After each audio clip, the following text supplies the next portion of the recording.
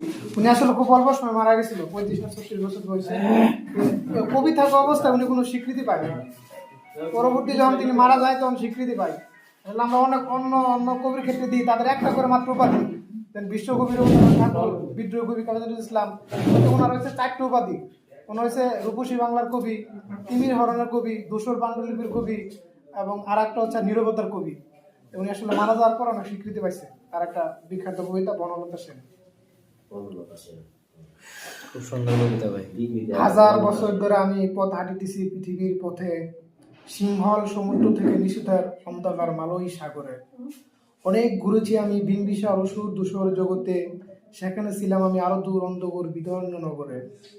আমি ক্লান্ত প্রাণে এক চারিদিকে জীবনের সমুদ্র সবেন, আমার দুদন্ত শান্তি দিয়েছিল নাটুরের বনলতা সেন।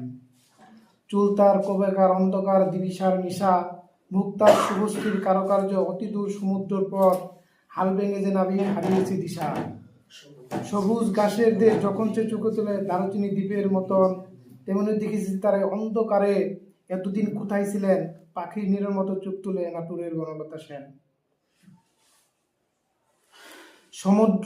সমস্ত দিনের শেষে শিশিরের শব্দের মতন সন্ধ্যা আসে, টানা রুদ্রের গন্ধ মুছে ফেলে চিল, পৃথিবীর সব রং নিভে গেলে পাণ্ডুলিপি করে আয়োজন, তখন গল্পের মতো জোনাকির রঙে ঝিলিমিল। সব পাখি ঘুরে আসে স্বপ্নদ্বীপ ফুরায় জীবনের লেনদেন, থাকে শুধু মুখোমুখি বসিবার নাটুরের বনলতা সেন।